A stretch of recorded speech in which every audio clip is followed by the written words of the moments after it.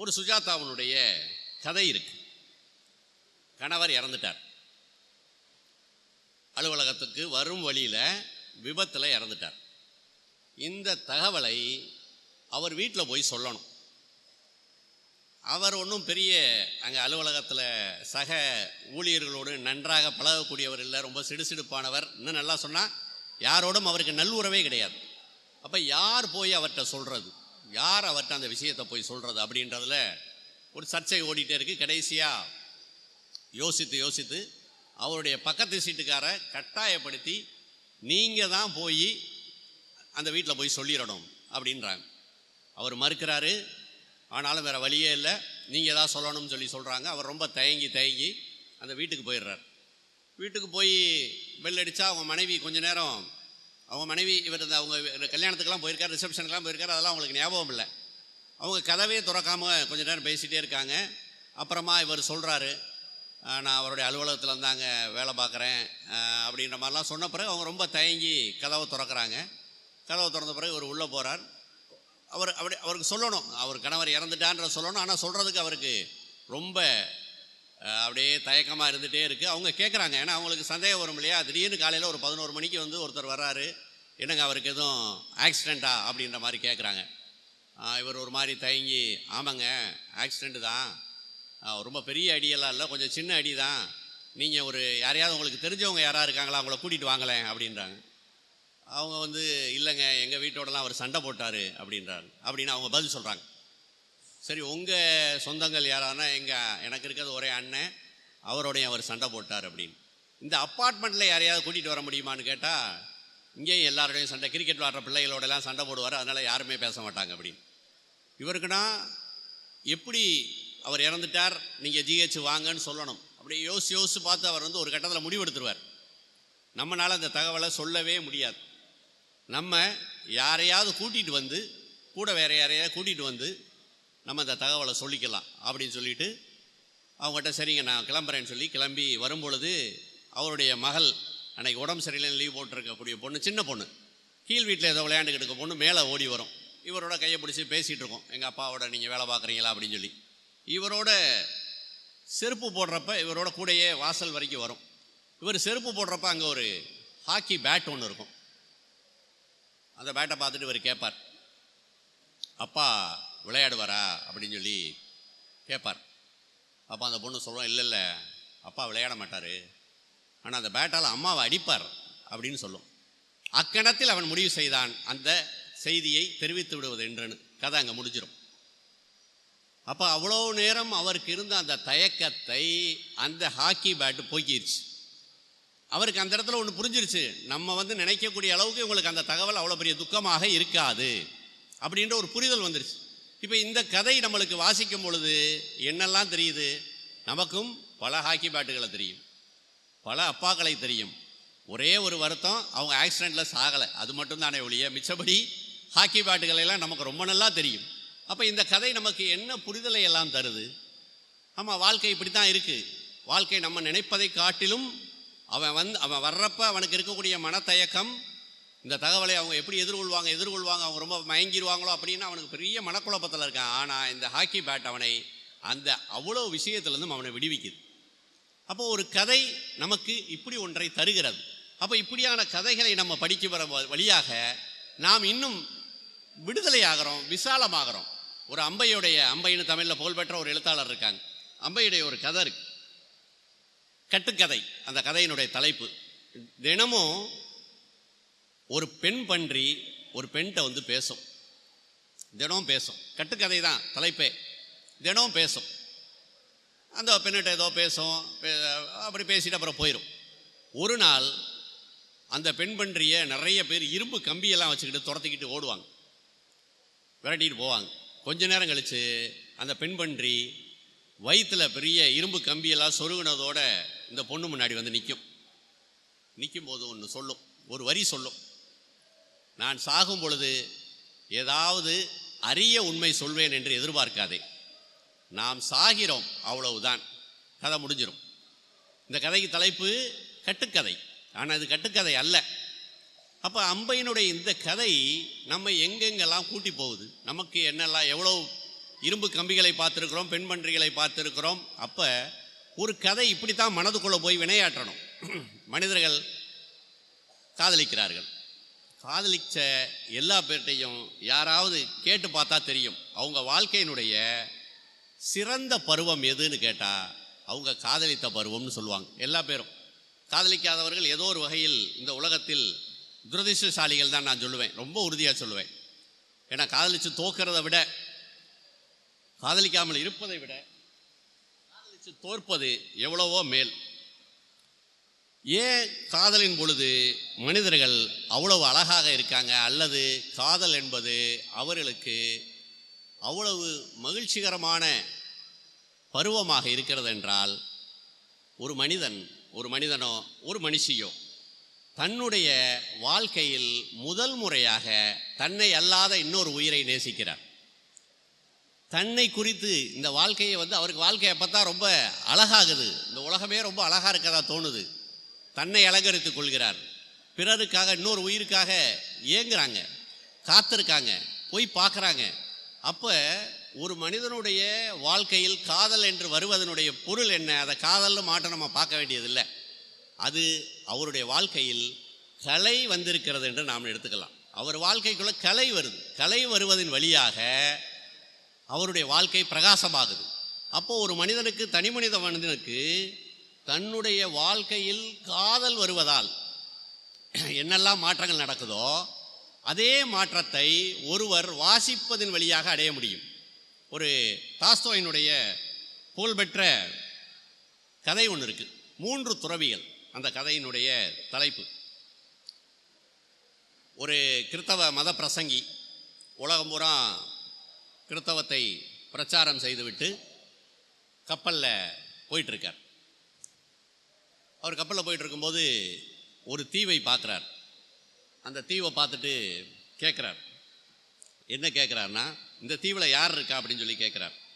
அந்த தீவில் 3 வயதானவர்கள் இருக்காங்க அப்படின்னு சொல்லி சொல்கிறாங்க.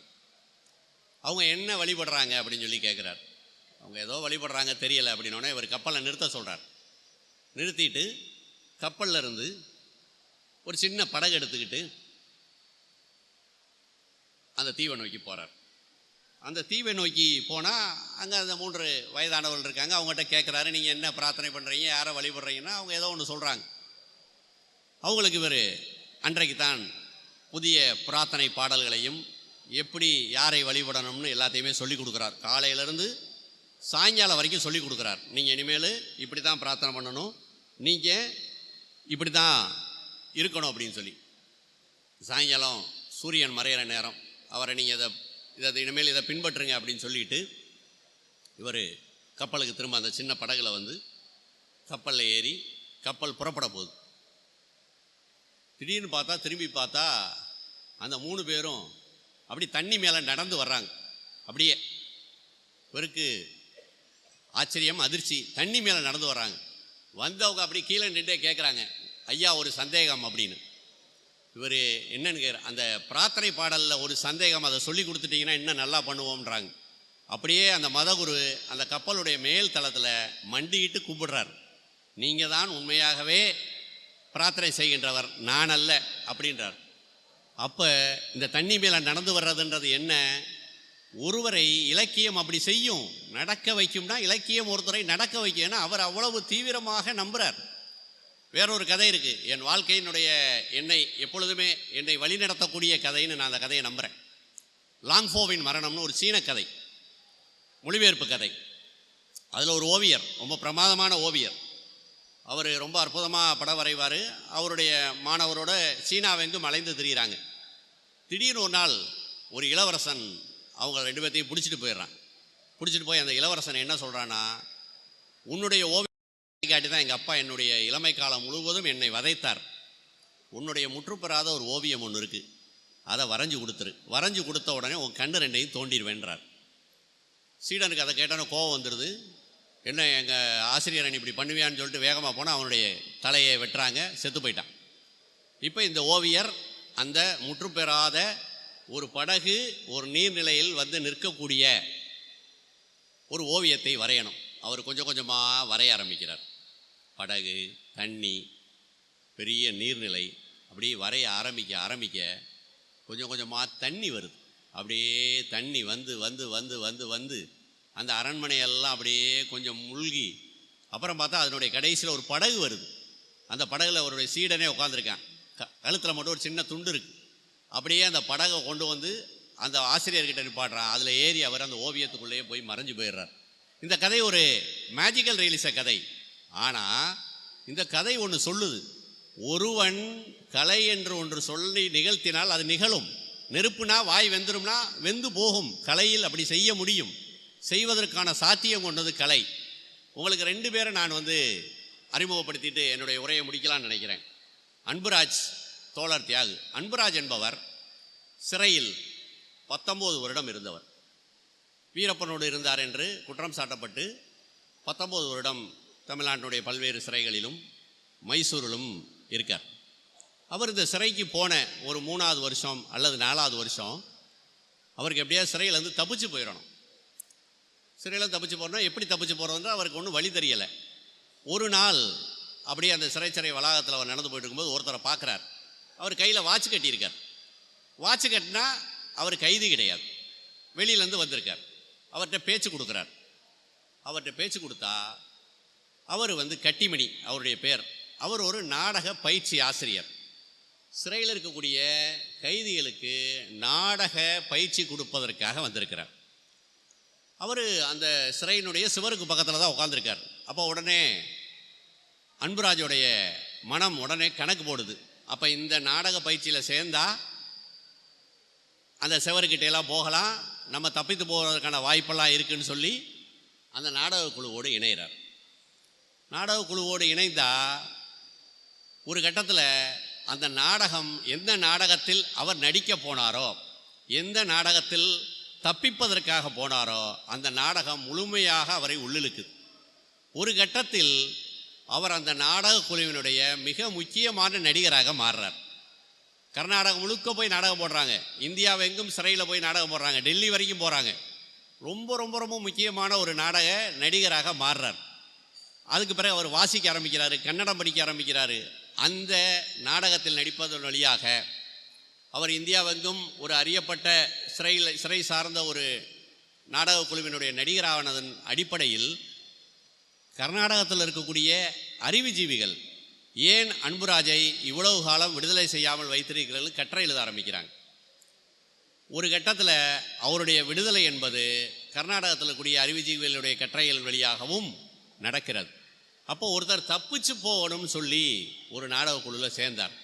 அது அவரை எங்கே கூட்டிகிட்டு போச்சுன்னா அவருடைய விடுதலைக்கு கூட்டிகிட்டு போகுது. அப்போ அன்புராஜ் என்ற ஒரு சாதாரணமான கைதியாக இருந்த ஒருவரை ஒரு மிகச்சிறந்த நாடக கலைஞராக, தோழராக மாற்றியது எதுனா வாசிப்பு தான். அவருக்கு முதல் தடவை புகழ்பெற்ற ஹென்றி ஷேரியருடைய பாப்பிலோன்னு ஒரு நாவல் இருக்குது, தமிழில் பட்டாம்பூச்சின்னு சொல்லுவாங்க. அந்த நாவலை ஒரு பிரெஞ்சு கைதி 17 வருடம் முயற்சி பண்ணி பிரெஞ்சு கயானான்னு இருக்கக்கூடிய அந்தமான் மாதிரியா பிரான்ஸ் வச்சுருக்கக்கூடிய ஒரு ஜெயில் வெஸ்ட் இண்டீஸ் பக்கத்தில் வரும். அங்கேருந்து தப்பிச்சு வருவது தான் அந்த பாப்பிலோன்ற நாவலில் சுயசரிதை, ஒரு ஆட்டோ ஃபிக்ஷன்னு சொல்லலாம். அதுதான் முதல் முறையாக அன்புராஜுக்கு வாசிக்க கிடைக்கிது. அது எப்படி கிடைக்கிது? புத்தகமெல்லாம் உள்ளே கொண்டு போக முடியாது. அங்கே வரக்கூடிய ஆசிரியர் அந்த 700 பக்க நாவலை 3ஆக பிச்சு 200 பக்கமாக தன்னுடைய உள்ளாடைக்குள்ளே வச்சு கொடுத்து கொண்டு போய் அன்புராஜிட்ட கொடுக்குறார். அப்போ இப்படி கலையை படித்த அன்புராஜ் மிகச்சிறந்த நாடக நடிகராகவும் ஒரு தோழராகவும் நாடகத்தை இயக்குபவராக மாறி தன்னுடைய விடுதலையை அடைகிறார். அவர் தப்பித்து போவது இந்த சுவரின் வழியாக அல்ல, இந்த கதவின் வழியாக போக முடியும்னு ஒரு புரிதலுக்கு வர்றார். அப்போ அவருக்கு அன்புராஜுக்கு அந்த புரிதலை தந்தது அவருடைய வாசிப்பு. மற்றொருவர் இருக்கிறார். மற்றொரு யாருன்னா, இதே திருவாரூரில் தான் நம்ம இருக்கோம். இதே திருவாரூரை சேர்ந்தவர் தான். திருவாரூர்லேருந்து கொஞ்சம் தள்ளி வலங்கைமான். அவரும் வாசித்தார். அந்த வாசிப்பு அவரை ஒரு அரசியல் இயக்கத்துக்கு கூட்டிகிட்டு போச்சு. அங்கே அவர் செய்த ஒரு நடவடிக்கையின் காரணமாக அவருக்கு தூக்கு தண்டனை கிடைக்குது. தூக்கு தண்டனை எப்பொழுது வேணும்? தூக்கு தண்டனைனா அவங்களுடைய நிலை கொஞ்சம் பிரத்யேகமானது. எப்படின்னா, தோழர் தியாகவும் குழுவினர் தோழர்களுடைய இதுனா அவங்க கருணை மனுலாம் போட முடியாதுன்றாங்க. நாங்கள் வந்து கருணை மனுலாம் கேட்க மாட்டோம்ன்றாங்க. எப்போ வேண்டுமானாலும் அவர்களை தூக்கில் போட்டு விடுவதற்கான சாத்தியம் இருக்கிறது. அந்த சமயத்தில் ஒரு அவருடைய கூட இருக்கக்கூடிய லெனின் அப்படின்ற ஒரு தோழர் சொல்கிறாரு, தியாகராஜா, இந்த ஒரு தெய்வத்தின் பேர் தான் அவருக்கு தியாகராஜன், தியாகுன்னு சுருக்கமாக கூப்பிடுவாங்க. அவர் சொல்கிறார், தியாகராஜா சாகிறதுக்குள்ளே ஏதாவது பண்ண வேணாமா அப்படின்னு கேட்குறார். என்ன செய்யலாம் சொல்லுனா, மூலதனத்தை தமிழில் மொழிபெயர்த்தா என்ன அப்படின்னா தியாகு கொஞ்சம் மலைக்கிறார். ஏன்னா மூலதனம் என்பது அதான் மார்க்சியத்தினுடைய மூல நூல். ஜெர்மன் மொழியில் இருக்குது, இங்கிலீஷில் இருக்குது. மூல நூலை மொழிபெயர்ப்பது என்பது எவ்வளவு கஷ்டம் அப்படின்னா, இதே மூலதனத்தை ஆங்கிலத்திலேருந்து மலையாளத்தில் மொழிபெயர்க்கிறாங்க. அப்போ அங்கே என்ன நடக்குதுன்னா, சிபிஎம் கட்சி 8 பேருக்கு 5 வருஷம் கட்சியிலேருந்து லீவ் கொடுத்துட்றாங்க. அவங்களுடைய வேலையை அந்த முழு நேரமாக அந்த 5 வருடம் அந்த மூலதனத்தை மொழிபெயர்ப்பது மட்டும்தான், 8 பேர் கொண்ட குழுக்கு. அப்போ ஒரு 40 வருட உழைப்பு, 8 பேர் 5 வருஷம்னா 40 வருஷம் உழைப்பு. இப்படி தான் மலையாளத்தில் மூலதனம் வருது. அந்த மூலதனத்தை தமிழில் தலைக்கு மேலே தூக்கு கயிறு தொங்கிக்கிட்டு இருக்கப்ப தியாகுவை செய்ய சொல்கிறார் லெனின். தியாகு தொடங்கினார். சரியாக 3 வருஷத்தில் மூலதனத்தினுடைய மொழிபெயர்ப்பை முடிக்கிறார். அப்போ தியாகுவை இந்த இடத்துக்கு கூட்டி வந்தது என்ன? தியாகுனுடைய வாசிப்பு தான் தியாகுவை அந்த இடத்துக்கு கூட்டிகிட்டு வருது. அவருக்கு இந்த தான் கற்றதை மக்களுக்கு கொடுத்துட்டு போகணுன்ற ஒரு பெரிய லட்சியம்தான் அதை செய்ய வைக்குது. எல்லாருக்குமே இந்த வாழ்வில் சில நிபந்தனைகள் அல்லது சில எல்லைகள் இருக்கிறது. முதலாவதாக, மனிதன் என்று ஒருவர் பிறந்தால் அவருக்கு இறப்பு அல்லது அவருடைய ஆயுள் காலம் என்று மனிதர்களுக்கு ஒரு காலம் இருக்கிறது, ஒன்று. இரண்டாவது, மனிதர்கள் எங்கு போனாலும் இந்த பூத உடலை தூக்கி கொண்டு தான் எங்கே வேண்டுமானாலும் போக முடியும். பழைய நம் சின்ன பிள்ளையில் ஒன்று கேட்டிருப்போம், கூடு விட்டு கூடு பாயிறதுன்னு சொல்லி. அப்படியெல்லாம் அதெல்லாம் வந்து ஒரு வசீகரமான கற்பனை. அப்படியெல்லாம் கூடு விட்டு கூடெல்லாம் பாய முடியாது. அப்போ நம்ம இந்த உலகத்தில் எங்கே போனோம்னாலும் இந்த உடம்பை தூக்கி கொண்டு தான் போகணும். இந்த சயின்ஸ் ஃபிக்ஷன் படங்கள் எல்லாம் காமிப்பாங்க, இங்கே மறைந்து அங்கே தோன்றுவார். அப்படியெல்லாம் சாத்தியம் இல்லை. இந்த பூத உடலை, இந்த 70 கிலோ உடலை தூக்கி கொண்டு தான் நான் அமெரிக்கா விமானத்தில் போக முடியுமே ஒழிய கன நேரத்தில் நினைத்தவுடன் நான் அமெரிக்காவுக்கு போக முடியாது. அப்போ மனிதர்களுக்கு ஆயுள்னு ஒரு நிபந்தனை இருக்குது, ஒரு எல்லை இருக்குது. அப்புறம் இந்த உடம்புன்னு ஒன்று இருக்குது, இந்த உடம்பை தூக்கி கொண்டு தான் நீங்கள் எங்கேனாலும் போக முடியும். மூன்றாவதாக வேற ஒன்று இருக்குது. அது என்ன அப்படின்னா மொழி. ஒரு மனிதன் ரொம்ப மெனக்கெட்டு படித்தால், தன் வாழ்க்கையில் ரொம்ப மெனக்கெட்டு படித்தா ஒரு 5 மொழி கற்றுக்கலாம். அதே கஷ்டம்தான். ரொம்ப உலகத்தில் 10 மொழி பேசுகின்றவர்கள் எல்லாம் ரொம்ப குறைவு. ஊரில் இருக்கக்கூடிய இந்த கைடு, மதுரையில் இருக்கக்கூடிய ரிக்ஷாக்காரர் ஜெர்மன் பேசுவார், ஃப்ரெஞ்சு பேசுவார், எல்லாம் பேசுவார். ஆனால் எல்லாத்துலேயுமே 10 வரி பேசுவார். அவரை கூட்டிகிட்டு போய் ஹோட்டலில் விடுற அளவுக்கு மொழி பேசுவார் ஒழிய அந்த மொழியினுடைய ஆழமெல்லாம் தெரியாது. அப்போது ஒரு மனிதர் தன் வாழ்க்கையில் மெனக்கெட்டு படித்தால் ஒரு 5 மொழி கற்றுக்கொள்ள முடியும். இதுவே ரொம்ப மெனக்கெட்டு படித்தால். காரல் மார்க்ஸை பற்றி சொல்லும்போது சொல்வார்கள், இங்கே இருக்க காரல் மார்க்ஸ் இல்லை, ஜெர்மனியில் இருந்த காரல் மார்க்ஸ். அவர் தன் வாழ்க்கையில் 12 மொழியில் உளறுவார். தப்புன்னவரமாக இல்லை, கொஞ்சம் தடுக்கி ஒரு 12 மொழி பேசுவார் அப்படின்னு அவரை பற்றியான ஒரு குறிப்பு உண்டு. ஆக மனிதர்களுக்கு மொழி என்ற ஒரு எல்லையும் உண்டு. ஒரு மனிதன் பிறந்தால் அவனுக்கு 60 அல்லதோ 70 வருடம் ஆயுள் உண்டு. அதற்கு பிறகு அவன் அந்த வாழ்க்கையில் எவ்வளவு தூரம் பயணப்பட முடியும் என்பதற்கும் வரையறைகள் இருக்கிறது. மூன்றாவதாக, அவன் எவ்வளவு பிற மொழியை அறிந்து கொள்ள முடியும் என்பதற்கும் எல்லை இருக்கிறது. ஆக இந்த 3 நிபந்தனைகளோடு தான் எல்லா மனிதர்களும் இந்த உலகத்தில் இருக்கிறோம். ஆனால் வாசிக்கின்ற ஒருவர், புத்தகத்தை வாசிக்கின்ற ஒருவர், அவர் இந்த 3 நிபந்தனைகளையும் உடைக்கிறார். அதுதான் மிக முக்கியமான விஷயம். புத்தகம் வாசிக்கக்கூடிய ஒருவர், அவரால் அந்த புத்தகத்தின் வழியாக எங்கோ நடக்கக்கூடிய, வேறொரு கண்டத்தில் நடக்கக்கூடிய ஒரு கதைக்குள் அவரால் நுழைய முடிகிறது.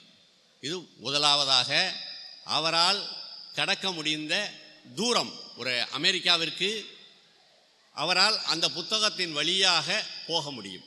ஒன்று. அடுத்து ஒரு புத்தகத்தை, அது கவிதையாக இருக்கலாம், நாவலாக இருக்கலாம், நாடகமாக இருக்கலாம், கட்டுரையாக இருக்கலாம், வரலாறாக இருக்கலாம், எதுவாக வேண்டுமானாலும் இருக்கலாம். அதை வாசிப்பதன் வழியாக 70 வயது வாழக்கூடிய ஒருவர் 1000 வருட அனுபவங்களை வாழ்ந்து பார்க்கிறார்.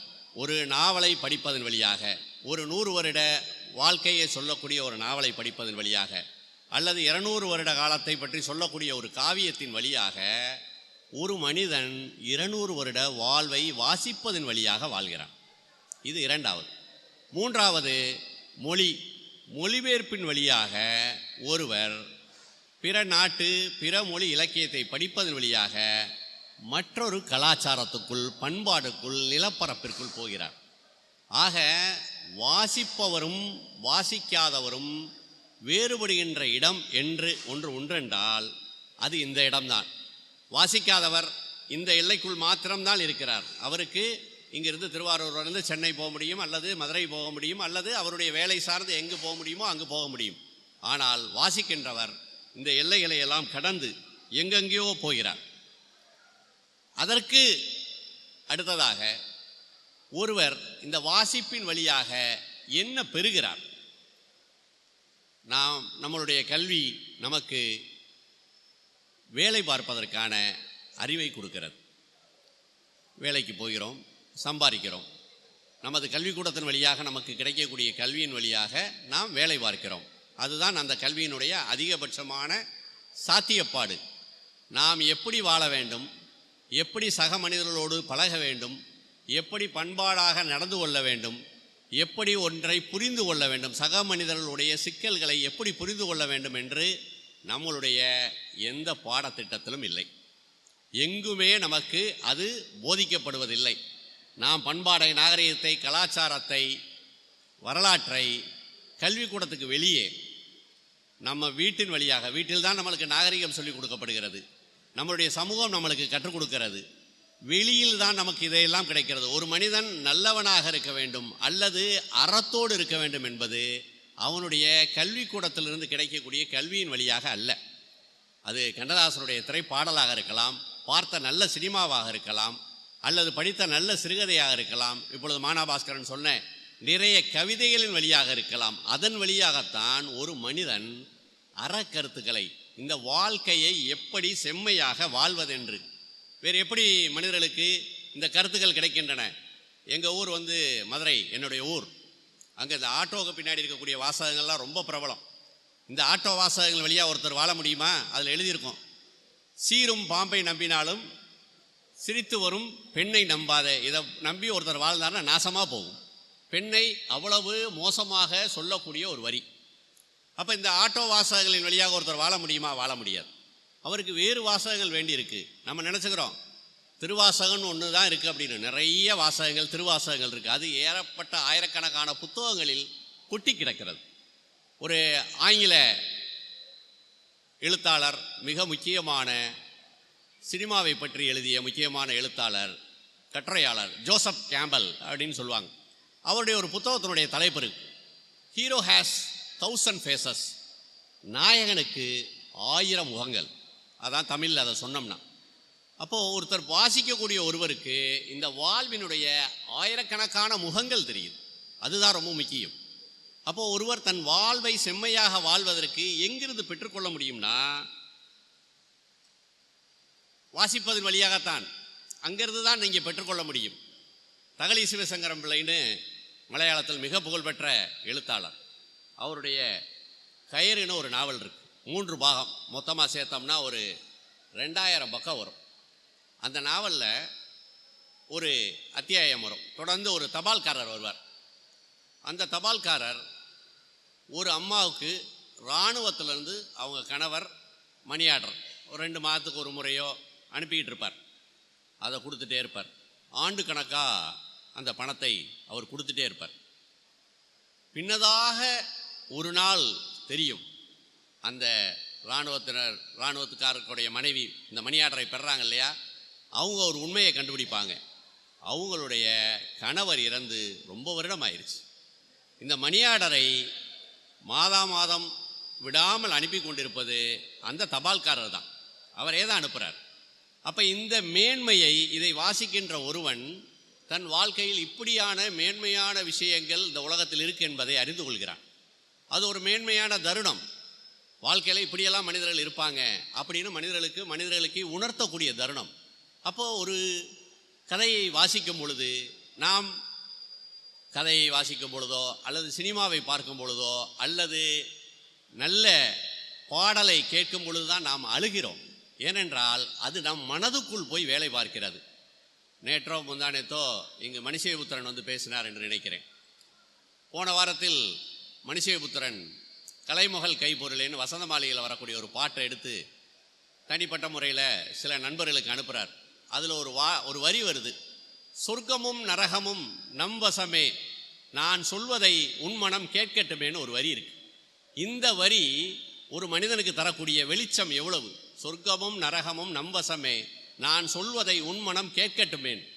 அப்போ நமக்கு நம் வாழ்க்கையில் இன்னைக்கு வரைக்கும் நம்ம வைத்து கொண்டிருக்கக்கூடிய அற விஷயங்கள், வாழ்க்கையில் நாம் நன்றாக இருக்க வேண்டும், சரியாக இருக்க வேண்டும் என்று நாம் இந்த வாழ்க்கையில் கடைபிடிக்கக்கூடிய விஷயங்கள் எல்லாமே நாம் அறிந்தோ அறியாமலோ, அவர் வாசிப்பவராக இருக்கலாம், வாசிக்காதவராக இருக்கலாம், ஆனால் அவருக்கு அந்த கருத்துக்கள் அவரை கலையின் வழியாகத்தான் அவரிடம் சேர்ந்திருக்கிறது. அது கண்ணதாசன் வழியாக வந்திருக்கலாம், பட்டுக்கோட்டை வழியாக வந்திருக்கலாம், பார்த்த நல்ல படத்தின் வழியாக வந்திருக்கலாம், எங்கேயோ மானபாஸ்கரன் மாதிரி சொல்லக்கூடிய ஒரு கவிதையின் வழியாக வந்திருக்கலாம். அதன் வழியாகத்தான் நம்மளுக்கு இந்த வாழ்க்கையில் இந்த விஷயங்கள் பூராமே நம்மளுக்கு கிடைச்சிட்ருக்கு. அது வழியாக தான் நம்ம வாழ்கிறோம், வேறு எதுவுமே இல்லை. எது நம்மை பிடித்து உழுக்குகிறதோ, எப்பொழுதுமே ஒரு கலையினுடைய வேலை, கலை என்ன செய்யும்? மனதுக்குள்ளே போய் வேலை பார்க்கும். மனதுக்குள்ளே போய் வேலை பார்க்கும்னா நான் இப்படி சொல்கிறேன். அப்போ இந்த உலகத்தில் வாசிக்கின்றவர்களுக்கும் வாசிக்காதவர்களுக்குமான வேறுபாடு என்பது, நம்மளுடைய வாழ்க்கை எப்பொழுதுமே மிக மிக சலிப்பான வாழ்க்கை. ஒரே மாதிரியான வேலை, ஒரே பாதையில் தான் போகிறோம், திரும்ப திரும்ப ஒரே ஆட்களை தான் பார்க்குறோம். ஒரு பஸ்ஸுலேயோ வண்டியிலையோ ட்ரெயின்லேயோ எலக்ட்ரிக் ட்ரெயின்லையோ எப்படியோ போகிறோம். நம்ம வாழ்க்கையில் பெரிய மாற்றங்கள் இல்லை, பெரிய பயணங்கள் இல்லை, சாகசங்கள் இல்லை. ஒரே மாதிரி ரொம்ப சாதாரணமான ஒரு வார்த்தையில் சொன்னோம்னா செக்குமாட்டு வாழ்க்கை தான் நம்மளுடைய வாழ்க்கை. அப்போ இந்த செக்குமாட்டு வாழ்க்கையிலிருந்து நம்மை நாம் எப்படி விடுதலை செய்து கொள்வது? நான் சாம்ராஜ், நான் சினிமாவில் இருக்கேன், நான் எழுத்தாளன், கவிஞன்.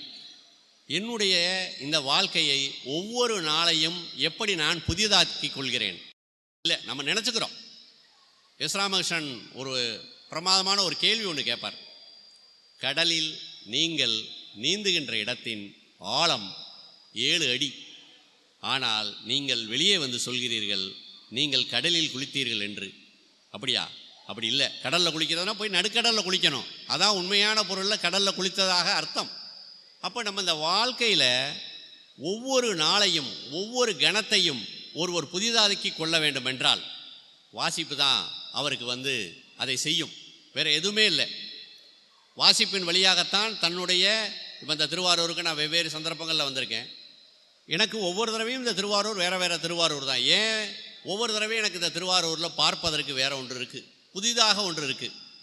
எப்பயுமே திருவாரூர்னோடனே எனக்கு தியாகு ஞாபகம் வந்துடுவார், பல பேர் ஞாபகம் வந்துடுவாங்க. ஆனால் ஒவ்வொரு தடவையும் ஒரு இடம் அது புதிதாக கணந்தோறும் மாறிட்டே இருக்குது. இந்த மாற்றத்தை நாம் உணர்வதற்கு உண்மையாக சொன்னால் இலக்கிய வாசிப்பில் கவிதை தான் உங்களை அப்படி புதுப்பிக்கும். நாவல், சிறுகதையெல்லாம் இருக்குது. அதில் குறிப்பாக கவிதை உங்களை ஒரு நாளை புதிதாக்கி தர்ற மாதிரி வேறு எதுவுமே தராது. இப்போ மானபாஸ்கரன் நிறைய கவிதைகள் சொன்னார். பழனி பாரதியுடைய ஒரு கவிதை இருக்குது, தண்டவாளத்தில் தலை சாய்த்திருக்கும் ஒற்றை பூவாய் என் காதல். தண்டவாளத்தில் தலை சாய்த்திருக்கும் ஒற்றை பூவாய் என் காதல், நீ நடந்து வருகிறாயா ரயிலில் வருகிறாயா? அப்போ இந்த கேள்வி ரொம்ப முக்கியம். இப்போ வண்ணதாசனுடைய புகழ்பெற்ற வரி இருக்குது, நம்ம எல்லாரும் ரோட்டில் நடந்து போகிறோம், இளையராஜாவின் இசைக்குறிப்புகளைப் போல தந்தி கம்பிகளில் குருவிகள்னு ஒரு வரி சொல்கிறார். அது ஒரு கவிஞனுடைய கண்ணுக்கு தான் அது தெரியும். அந்த தந்தி கம்பத்தை பார்க்கும்போது அந்த மியூசிக் நோட்ஸ் எழுதக்கூடிய ஸ்டேவ் மாதிரி இருக்குது, அதில் உட்காந்துருக்கக்கூடிய குருவி எல்லாமே அப்படியே அந்த மியூசிக் நோட்ஸ் மாதிரி இருக்குது. அது ஒரு கவிஞனுடைய கண் வழியாக பார்க்கும்பொழுது நிகழ்வது. அப்போ இந்த கவிதையை நம்ம படிப்பதன் வழியாக நமக்கு நாளைக்கு நம்ம வேறொன்றாக பார்ப்போம். அப்போ நம்ம இந்த வாழ்க்கையை எப்படி புதிதாக்கி கொள்வது? எப்படினாலும் இந்த உலகத்துக்கு வந்துட்டோம், நமக்கு மரணம்ன்றது ஒன்று உறுதியாக இருக்குது. அதற்காக இன்றைக்கே போய் அதுக்காக அழுக முடியாது. அந்த மரணத்தினுடைய இறுதி நொடி வரை எப்படி மகிழ்ச்சிகரமாக வாழ்வது? அந்த மகிழ்ச்சிகரமாக வாழ்வதற்கு மனிதர்களுக்குள்ள இருக்கக்கூடிய ஒரே சாத்தியம் என்பது வாசிப்பு தான். வாசிப்பின் வழியாகத்தான். நான் இன்னும் ரஷ்யா பார்த்ததே கிடையாது. ரஷ்யா எப்படி இருக்குன்னு படங்களில் பார்த்துருக்கேன். ஆனால் எனக்கு ரஷ்யாவில் இருக்கக்கூடிய பீட்டர்ஸ்பர்க்கும் மாஸ்கோவும், அங்கே இருக்கக்கூடிய பாப்புலர் மரங்களும், பீட்டர்ஸ்பர்க் புல்வெளிகளும், அங்கே பெய்யக்கூடிய பனியும் எனக்கு தாஸ்தோஸ்கியும் தொடர்ந்து சொல்லிக்கிட்டே இருக்காங்க. ஒருவேளை நேரம் போனால் கூட நான் ஏமாற்றம் அடைஞ்சிருவேன். இது அப்படி இல்லையேன்னு சொல்கிறதுக்கான வாய்ப்பெல்லாம் இருக்குது. ஒரு அமெரிக்க ஜோக் இருக்குது. ஒருத்தருடைய குழந்தைய ஒரு அம்மா சொல்லுவாங்க, ரொம்ப அழகாக இருக்கும் உன் குழந்தை அப்படின்னு. இது என்ன பிரமாதம், ஃபோட்டோவில் பாரு, இதை விட அழகாக இருக்கும்னு. ஒருவேளை அப்படி எனக்கு அங்கே போய் நான் பார்த்த ரஷ்ய நாவலில் தாஸ்தோய் சொன்ன மாதிரி இந்த பனி விழுகலையே நான் சொல்லக்கூடும், அது வேற. ஆனால் நான் ரஷ்யாவுக்கு எத்தனையோ தடவை போயிட்டேன்.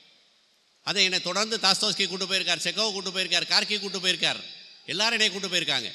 எனக்கு ஈரான் இலக்கியத்தை படிக்கிறது வழியாக நான் ஈரான் போகிறேன், லத்தீன் அமெரிக்கன் வழியாக மார்கேஸ் வழியாக லத்தீன் அமெரிக்கா போகிறேன். அப்போ எனக்கு இவ்வளவு சாத்தியப்பாடுகளை, இவ்வளவு அனுபவங்களை, கேரளான்றதை நான் எப்படி தெரிஞ்சுக்கிறது? மலையாள சினிமா, அப்புறம் மலையாள இலக்கியத்தின் வழியாகத்தான் தெரிஞ்சுக்கிறேன். தகலியை படிப்பதன் வழியாகத்தான் கேரளா என்னன்னு புரியுது. MT வாசுதேவன் நாயரை படிப்பதன் வழியாகத்தான் நமக்கு புரியுது. அப்போ இந்த வாழ்க்கையில் ஒரு மனிதனுக்கு சிறகு இல்லை, பறக்க முடியாது, அப்படியா? இல்லை, பறக்க முடியும். அவன் பறக்க முடியும். அவனுடைய கலையின் வழியாக மனிதன் பறக்க முடியும். மிக உறுதியாக சொல்ல முடியும், அவனுடைய கலையின் வழியாக அவன் பறக்க முடியும். நான் ரொம்ப உறுதியாக சொல்லுவேன். இப்போ ராமாயணத்தை பற்றி சொல்லிக்கிட்டு இருந்தார், அவருக்கு 1000 மனைவி அப்படின்லாம் சொல்லி. நான் ரொம்ப உறுதியாக சொல்கிறேன், என் வாழ்க்கையில் எனக்கு 100 தகப்பன்கள் இருக்கிறாங்க, 100 ஞான தகப்பன்கள் இருக்கிறாங்க. இந்த 100 ஞான தகப்பன்கள் தான் என்னை வழிநடத்திக்கிட்டு இருக்காங்க வாழ்க்கை முழுக்கவே. அந்த 100 ஞான தகப்பன்களின் வழியாகத்தான் இந்த வாழ்வை நான் வாழ்ந்து கொண்டு இருக்கிறேன். அந்த 100 ஞான தகப்பன்களின் வழி, அவர்களுடைய பாதச்சுவட்டின் வழி, நடப்பதன் வழியாக, அவர்களை பின்பற்றி போவதன் வழியாக என் வாழ்க்கையில் ஒருபொழுதும் சோர்வில்லை, சோர்ந்து போவதில்லை. மகிழ்ச்சி மகிழ்ச்சி. நன்றி, வணக்கம்.